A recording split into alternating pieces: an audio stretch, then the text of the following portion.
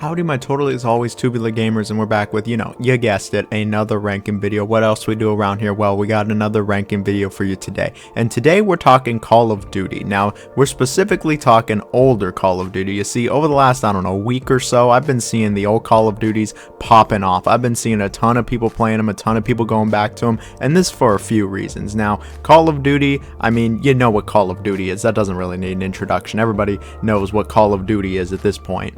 Now, COD's owned by Activision. We kind of all know Activision. They've been around since like the 70s, and they've been in the process of being bought by Microsoft for some time now, and it looks like the deal's really just about done. It looks like it's on its final leg. I already sold my Activision stock. I consider it pretty much done. Microsoft basically owns Activision at this point, including Call of Duty.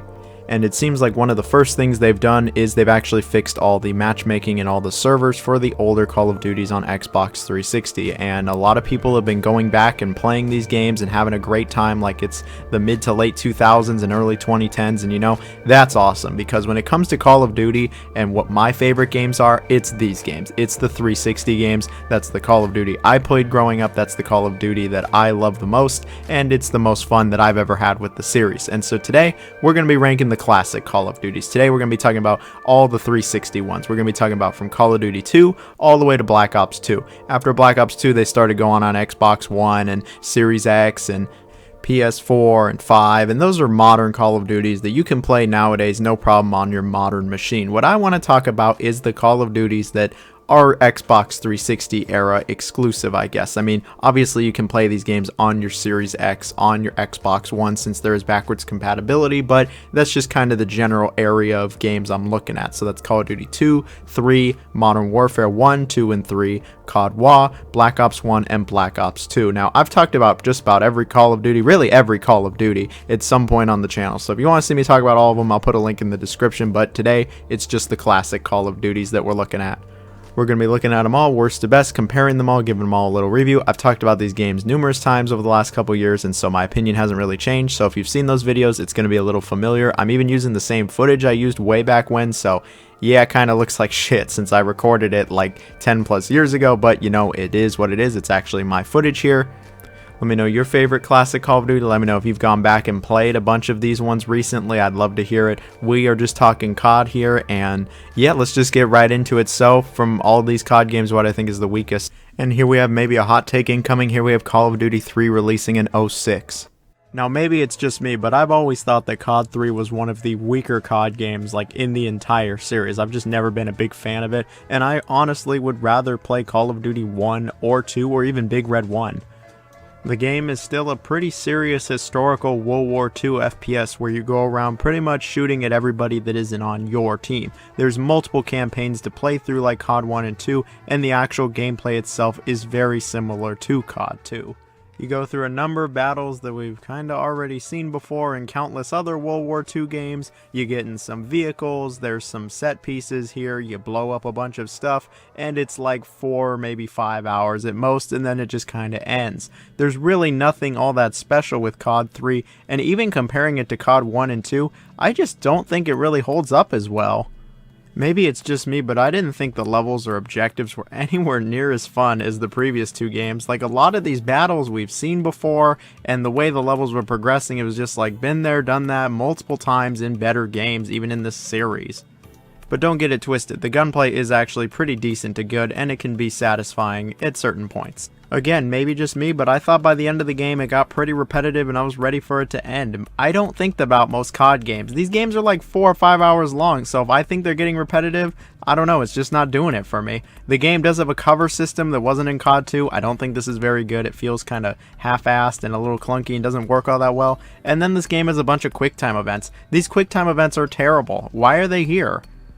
Rowing the boat with the analog stick sucks. Planting the bomb with the QuickTime event, this sucks. I'm not a big fan of COD 3. The campaign just wasn't that great, and the multiplayer I've never actually had a match since. It's been dead ever since I even got this game.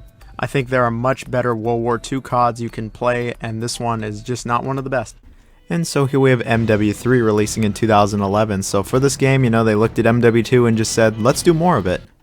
MW3 really kept the same general gameplay and tone and feel of Modern Warfare 2. They just kind of added a little bit more to it. And to be totally honest with you, MW2 and 3 basically play identical to each other. They feel the same, they look the same, they're very similar. The campaign, though, the campaign is actually pretty good. It follows up on that cliffhanger from MW2. It has its own shock moments, and it's really about going after Makarov. I think a lot of the set pieces are actually pretty great, and the last set piece in the game, ooh, that's one of the best in the series. The gunplay feels nice, it's super snappy, and the campaign really is as linear as you'd expect. They even brought the AC-130 back from MW1, so that's pretty cool.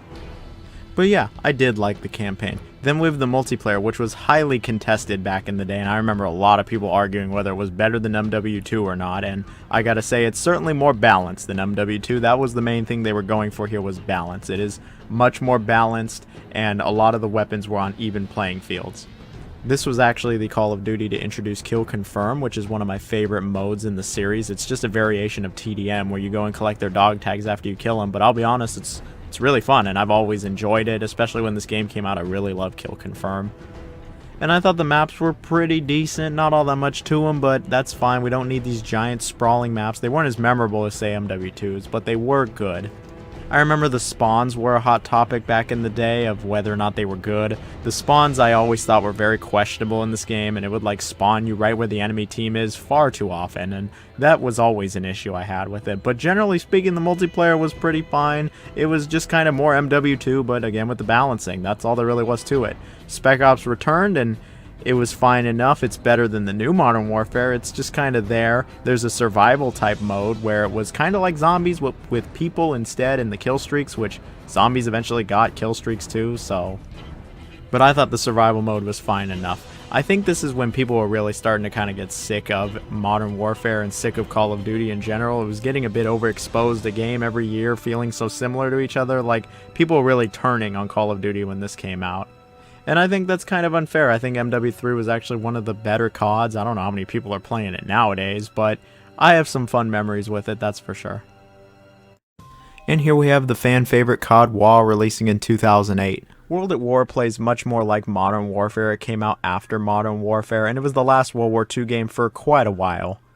This would be the last Call of Duty game that would be a serious war game, as after this it would definitely go along the lines of what it is nowadays, of the Chad Bro-like games that we all know.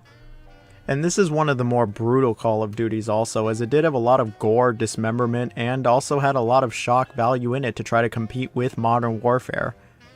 I mean, the beginning of the American campaign has all of your troops getting killed by the Japanese, getting tortured, I might add.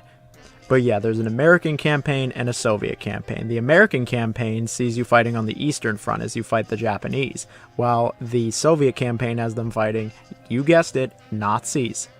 The game had a lot of cool set pieces and battles to it. I mean, there aren't that many World War II games that take place in the Japanese conflict, so it's always good to see a game that takes place during it. And I thought the set pieces were fun. I liked the vehicle parts, and yeah, it was actually pretty good. This is also one of the hardest Call of Duty campaigns, just because of the amount of grenades that get thrown all over the place. Grenades aside, this feels much more like Modern Warfare than, say, COD 2 or 3. In fact, some people have said that this feels like a mod or an expansion to COD 4 with World War II weapons, and you know, that's for the better because it still feels great, it's super snappy, and it's super satisfying. The arsenal of weapons you get in World at War might be one of the very best in any World War II game, like, period, let alone Call of Duty. It's the best World War II Call of Duty arsenal. Like, you get so many guns, they have, like, everything. There's a bunch of different weapons here. It's kind of impressive, especially nowadays where modern Call of Duty games don't even have this many weapons. But with all that in mind, I really did enjoy the campaign of World at War. I thought it was actually really good. It was one of the better, if not almost the best, World War II campaign in any of the Call of Duty games. And it has co-op, so if you want to play with a buddy, that's always there. There's multiplayer, but I never really played much of the multiplayer at World at War. I always stuck with Modern Warfare even back then, and so I don't really have all that much to say about World at War other than that it's got some pretty good maps. It's cool you can use vehicles in some of the maps, and I think the gunplay, yeah, it's pretty good. Then they had this little extra mode that like nobody cared about. I think it was called like zombies or something. Yeah, you just kind of hold out in this area and like just kill zombies. It was a little survival mode. It probably wouldn't go on to be anything. all jokes aside, zombies is great in World at War, and it got started here. I think World at War is one of the better COD games, and I think that it's one of the better ones on the 360, and that's where some of the best, if not just the best, COD games were at. I think the campaign is worth experiencing, and fans of the genre should seek this one out. And here we have the original Call of Duty 2 releasing all the way back in 2005. I think COD 2, it really is one of the best Call of Duty World War II games. The game was actually a pretty decent improvement / overhaul on the original Call of Duty. It still is a pretty serious war shooter where you play through 3 campaigns, Americans, British, and Russians, as you pretty much just all fight the Germans. There wasn't all that much of a story, and it still took itself relatively seriously, and you went through a lot of real world missions. But while that was the same, the gameplay was improved on in a number of different ways. Not only did it feel a lot smoother and the weapons felt a lot better, but there was more weapons, more set pieces, more levels. The levels were more engaging, the AI was better, and everything felt snappier. And it really did feel different from COD 1. It didn't feel like a bit of a clone of Allied Assault. No, it really felt like its own game, and it really is actually a good World War II shooter. I'd argue it's one of the best World War II shooters you could play. I thought the game was a lot of fun back then, and I still think it is pretty fun nowadays. I think the ADSing is a lot better than it was in the first game, and this game brought in regenerating health, which was the norm for the rest of the series minus one game. And it really was just a solid campaign. But there was also the multiplayer. The multiplayer was pretty popular back when the 360 launched, as it was really the big shooter until Halo 3 showed up, and it was still actually populated up until not that long ago. I'm not going to say the multiplayer was amazing or superb or all that addicting like other COD games, but it was fun enough, especially for the time. And really, Call of Duty 2, yeah, it is a bit of a product of its time. It absolutely is, and it has aged a bit. But I still think it is a very enjoyable World War II shooter. I think that if you're interested in World War II shooters, it's a must play. But if you want to see the roots of COD, absolutely, this is much better than COD 1, and it's more widely available. And so here we have MW2 releasing in 2009. Now, what can I even say about MW2 at this point? And I can remember back when it came out, there were few releases at the time that were as hyped up or as big as Modern Warfare 2. It was big. It was a big deal. MW2 is really where the series changed. It went from this really serious war shooter series to what it is now, which is a macho, Chad shooter series, and you knew everything was different when Eminem was playing on all the trailers.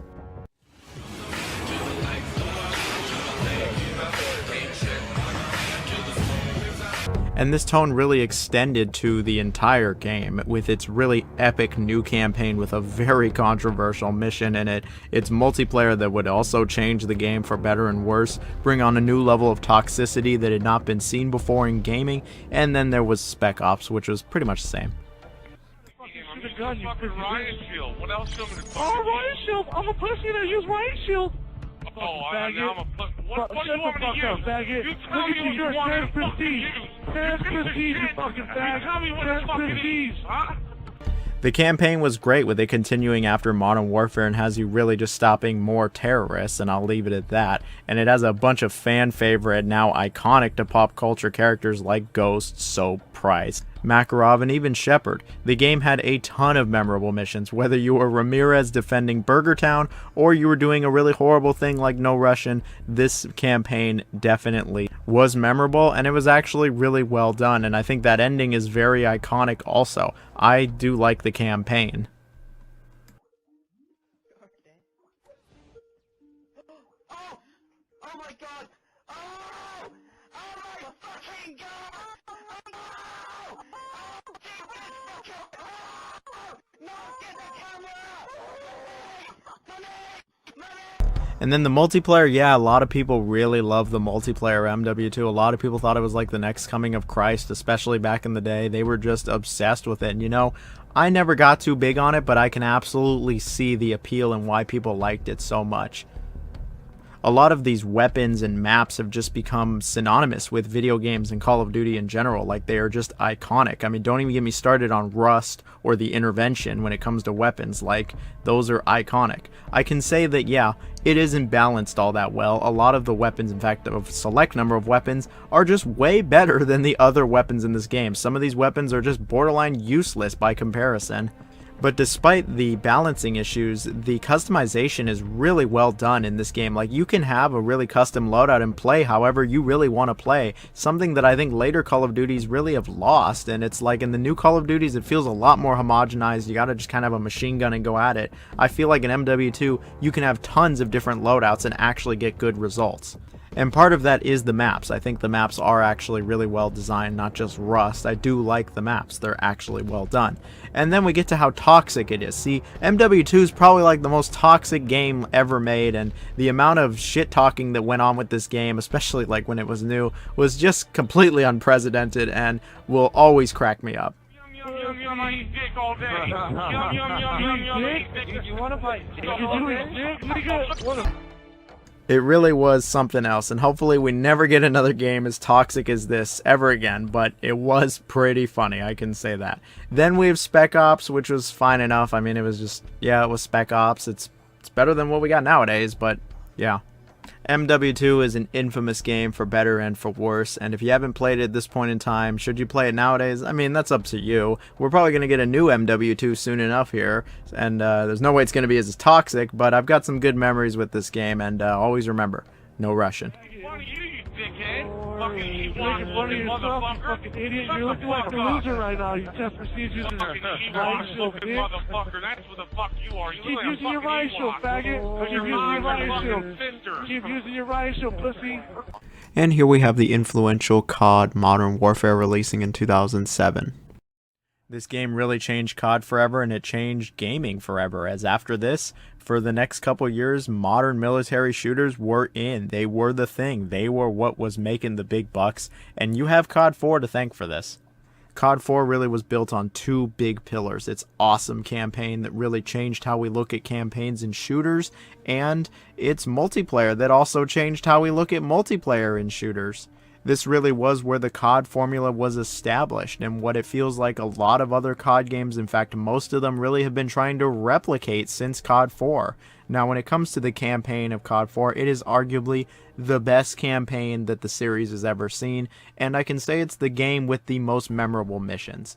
The amount of awesome levels and set pieces in COD 4 really is unparalleled when it comes to comparing these games. Like Call of Duty 4, it's almost every mission, if not just every mission, that has become iconic and just very memorable. Fighting in the streets of Afghanistan, the epic vehicle chases, all ghillied up, the nuke going off, blowing people up with the AC-130. These are all very memorable, iconic images and levels and set pieces. Like, it just meant a lot, and it really left a lasting impact.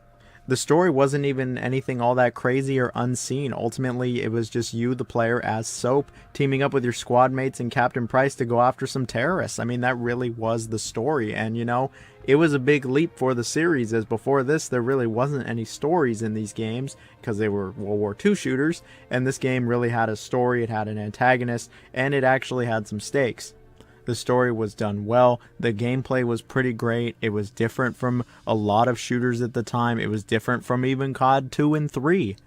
And again, it is the most memorable Call of Duty campaign of them all. You can't tell me otherwise. Like, I'd really love to hear someone say that there's a COD campaign more memorable and iconic than Call of Duty 4. Like, really? Really? Oh, baby, a triple! Oh, yeah! But it wasn't just the campaign, it was the multiplayer too. It took some of COD 2, but it really upped it by a lot. Obviously, it had modern weapons, which was a big plus, and added a lot more versatility than World War II could ever add, but it added perks, it added kill streaks, it added create a class. Like, this was stuff that was in other games, yes, but it was done differently in Call of Duty to the point that people just fell in love with this multiplayer. A lot of the maps were really carefully designed. Some of them were very iconic, like Shipment, and they were just all a blast to play on. I've always had a blast playing COD 4 multiplayer, whether it was back when the game was newer or any of the modded servers on PC where it was like 100 people Shipment and you're just killing everyone, or even now where there's the Modern Warfare remaster. COD 4 multiplayer, always going to be a good time, always fun, and really every Call of Duty has just expanded on it. But, you know, sometimes it's fun to go back to the basics. I mean, what really needs to be said at this point about MW1? It's MW1, it changed the game, and really, it changed gaming. And here we have Black Ops 1 releasing in 2010. It's absolutely crazy how many people are still playing Black Ops 1 nowadays, but yeah, here it is. Now, I remember when Modern Warfare 2 came out, and it was a big deal, but the day Black Ops came out, oh, that was a really big deal. I was still in middle school, but all the kiddos were talking about it, myself included. Maybe just call it fond memories or nostalgia, but I really do think Black Ops is one of the best games in the COD series and one of the best games Treyarch has ever made. And you know, it didn't even do anything all that crazy or different from MW2. It really just kind of improved on MW2 and changed Spec Ops out for zombies. It still was all about that campaign, the multiplayer, and of course zombies. The campaign though in Black Ops is really good. It is one of the best first-person shooter campaigns you'll find from this generation of games. The campaign takes place during the Cold War and the Vietnam War and is about this chemical weapon known as Nova 6 and how it's bound to sleeper agents in the United States, and using a sequence of numbers they can activate the sleeper agents. And yeah, it's a lot of really crazy conspiracy stuff, and this story just goes and goes and it keeps going. The twists, the turns are crazy. I love the plot of this game, and the characters are very well written. They're very strong, memorable, and are probably the best characters in the COD series. This game asks a lot of questions, and you know, it doesn't answer all of them. Purposefully, it doesn't answer all of them, and it's just really well written. Playing through the campaign, yeah, it's your pretty standard Call of Duty affair when it comes to how it plays. But a lot of the sequences are just incredibly memorable, whether it's when you go to Vietnam and you're in the chopper, or whether you're in the chair trying to remember the numbers. It is incredibly memorable. So while it doesn't reinvent the wheel for COD or the campaigns, it still was really well done. Then we have the multiplayer, which really looked at Modern Warfare 2's multiplayer and was like, how do we actually make this better? And really, there was only one answer to making it better. They actually just made it a lot more balanced. Create a class, and how the multiplayer actually plays is pretty much identical to Modern Warfare 2, but they made it a lot more balanced. The intervention isn't OP as shit. The perks make more sense. The game makes more sense. It's incredibly customizable to how you play, and it's still really awesome. And anyone who's enjoyed any Call of Duty multiplayer from the last, 15 years is going to enjoy the Black Ops multiplayer. And the maps are actually good too. And then we have zombies, which was pretty much just expanded on greatly from what World at War had. This really is when zombies just took off and became the sensation that it still even is nowadays, when everybody just kind of fell in love with this mode and was like, wow, this is really good. It's because of how good Black Ops' Zombies mode was, with Kino and 5 just being great maps, some of the best maps the series has ever seen, and just being a really good time. It wasn't overly complex, there's not all these other mechanics. No, it was just about surviving. You give us some buddies and you fight off the zombies. You're just trying to survive. And you know what? Its simplicity actually can make it better for the most part. We don't need it to be super complicated all the time. And this game proves that it doesn't have to be super complicated, because this is still great, even with all the other zombies modes we have now. It's also very challenging, but at the same time, it's also really rewarding. You get rewarded for playing these maps over and over and learning everything about them, and it's just a really good time, and it's one of my favorite zombies modes in COD. And it's why I have no problem saying that Black Ops 1 is a great game, and it's one of the best games Treyarch has ever made. And here we have Black Ops 2, arguably the best of the Call of Duty games, my favorite, and one of my favorite first-person shooters of all time. I think it just is a really awesome game. They really looked at the COD formula from Black Ops and just were like, well, how do we somehow make this a little better? And you know, they didn't do anything crazy or revolutionary, but it's a bunch of tweaks and modifications and little additions to make what I feel is the best Call of Duty experience really around. The campaign takes place in 2 different time periods. It takes place in the first Cold War and a new second Cold War in the future of 2025, which is looking more and more realistic every day. The story does take place after the first Black Ops though, and sees a number of its characters coming back to tell their story about what happened, and all to hunt down this new terrorist known as Menendez, who is actually a pretty vile human. There's a lot of twists and turns in this game when it comes to its story, and you really are going to be on your toes trying to figure out what is going to happen next, and it's going to keep you guessing. And I really didn't see where this game was going at all, but it was actually pretty good, and it's not a total mess like the third game. The story is good. It's not as good as Black Ops 1, but it is still really good. And something that makes the story so good is a feature that this game has almost exclusively in the series, and that is choices. Yeah, you can actually make choices in Black Ops 2 that will affect the story and ultimately will affect the ending, which I think is really cool, and it actually incentivizes you to play the game more than once. I played through it twice and got 2 different endings. They were completely different. And when it comes to playing through the campaign, it's not all that different from Black Ops 1. They do improve on it quite a bit though. The actual main gameplay is when you're, just shooting up all the bad guys, occasionally getting in the vehicle and just blowing everything up. This is pretty fun though. There is some really good set pieces here and I had a good time. But something new is the strike missions, where it's basically like a real-time strategy game and you control a number of units trying to have them do these objectives, and these actually do have some consequences. If you fail, there's no retrying. You're actually just going to fail and it's going to affect the story. So there's some stakes here and it's nice. And it's not even shoehorned in here, unlike a certain Assassin's Creed. It actually makes sense in the context and it works, and it gives you some real stakes. I do like it. Would I say it's the best COD campaign ever? No, I don't think it's the very best of the COD campaigns. I'd say that's probably still Modern Warfare. But this is easy in the top 3, top 5. It's still really good. And there's actual real replayability. The multiplayer is where I spent most of my time with Black Ops 2. I have just always really liked the multiplayer, and I think it really is the best multiplayer that Call of Duty has ever had. The customization that I like so much from the previous CODs is here in full force. You can have completely custom loadouts with different perks, point streaks. It's awesome. And speaking of point streaks, this is the game where they were introduced. We went away from kill streaks. No longer is getting kills and camping the best way to get your AC-130 or your nuke. It is now actually doing the objective. And kills help, yes, but doing the objective gets you way more points, meaning that you are incentivized to, do the objective if you want to get the cool airdrops and all that great stuff. And this was like a game changer. Maybe it's just me, but I always really like doing the objective in like domination and kill confirmed rather than just killing people. And so now I was getting rewarded for actually doing what I'm supposed to do, which is a big plus to me. Also, the maps are just like legendary when it comes to Black Ops maps. I mean, they're still in Cold War. That's how good these maps are.